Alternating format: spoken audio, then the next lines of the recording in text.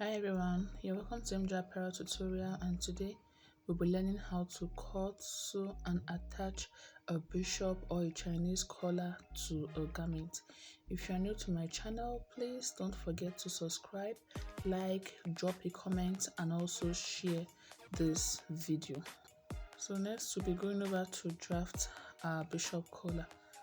The first thing I'm going to be doing right now is to draw a straight line which will serve as a guide for me. So this is where I'm going to be starting my measurement from. So you just locate any point on your pattern paper and draw a straight line like this. So next I'm going to be locating any point and mark. So this line here is going to serve as my shoulder or midpoint. So next I'm going to be measuring the circumference of the neck. So the first thing I'm going to do is to place my fabric on the table like this. Then I'll measure from the center back to the shoulder. After which I'm going to be locating the midpoint of the front. So I'll be locating the center part of the front. Then I'm also going to take the measurement from the shoulder to the center of the garment. In doing that, you make sure that the shoulders meet. Then you locate the midpoint of the front. Then you take your measurement like this. So this is going to be for the front of the collar. So here I have 5.5, which I'm going to be writing down at this point like this. So next I'm going to be measuring from the center back to the shoulder also. So that's if you're attaching the sleeve. If you are not, you locate the midpoint on the center back and measure to the shoulder. After doing that, this is what I have. I have 5.5 also for the back. So I'm going to be inserting those measurements at this line I drew here. So this point here is going to serve as the back. Right here will serve as the front. So the next I'm going to be doing is to insert the back and front measurement I took. So remember we have 5.5 for the back. So I'll measure to this center line. Then I'll mark. Then I'll also insert the front measurement from the center line and also mark.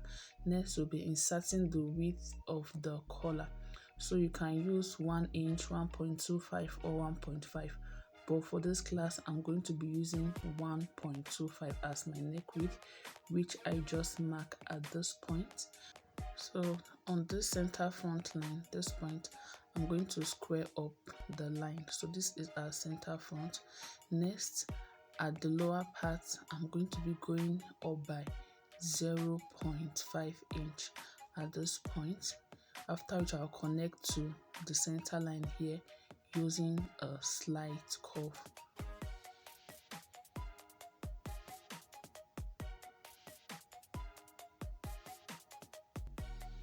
So next thing I'll be doing is from this 0.5 inch point, I'm going to be marking the 1.25 for the width of the collar. So I'll be marking it at this point. Then after which I'm going to be drawing a slant line. It should be 0.25 or 0.5 inch away from the straight line so that the collar will fit perfectly on the center front. So I'll draw the slant line at this point like this. Then I'll confirm my measurements again to be sure that I have 1.25 at this point. So next thing I'll be doing is to connect the front to the back using a slide curve. But before I connect it, I'm going to be confirming this midpoint line to make sure that it is also 1.25 inch so that I can have equal width for the collar.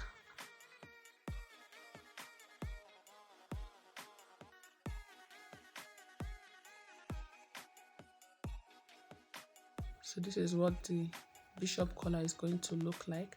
So here we have the back, while this will serve as the front. Next thing I'll be doing is to cut it out.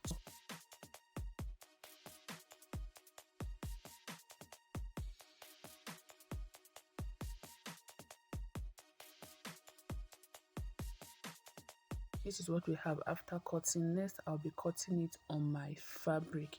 So I'm going to be cutting two pieces of the collar. One will serve as the lining, while the other will serve as the main fabric. And when placing on your fabric, make sure you fold it in bias form so that the collar will fit well on the neck. So I'm going to be adding 0.5 inch sewing allowance round, but I'll not be adding it at the center front. So I'm cutting it on fold. I'm cutting the collar on fold, and I will add 0.5 inch sewing allowance round, but I will not be adding the 0.5 inch allowance on the folded part of the collar.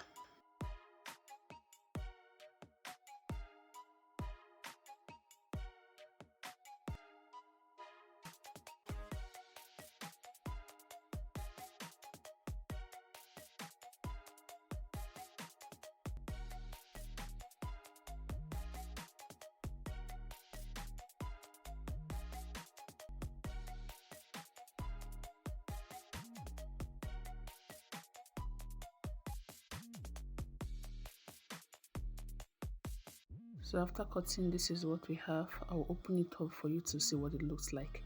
So here we have it open. Next, I'll be cutting my gum stay. I'll be using the pattern to cut my gum stay and attach it to it, after which I'll show you the results.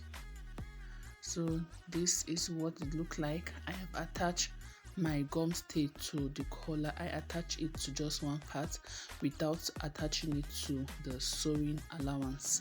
So the next thing I'm going to be doing is to join the two collars together, good side facing good side, after which I'm going to be sewing the upper part of the collar. I'm going to be sewing my 0.5 inch round. So after sewing, this is what we have. I've sewn the 0.5 inch this way. Next, I'm going to be notching it round, after which I will turn it over to the good side and give it a good press.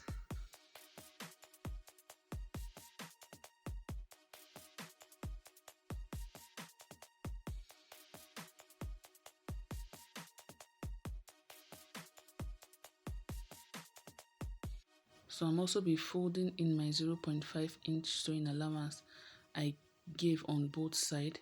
So I do that and iron it so that it will lay flat, after which I'll come back and show you the final result. So after ironing it, this is what I have. So this here I folded the 0.5 inch inside, and I folded the same thing at this point. Folding it will make sewing the collar to the garment easier. So the next we are going to be doing is to attach the collar to our garment. So here I have my garment turned on the wrong side, and we'll be inserting the part of the collar that does not have a gum stay on it. So here I have notched the center of the garment I'm making. The center front is notched, and also the collar, also the center front is also notched. Then I'll place the two of them together and sew. Remember, I'm sewing the part that does not have a gum stay, so I'll sew it down to the back.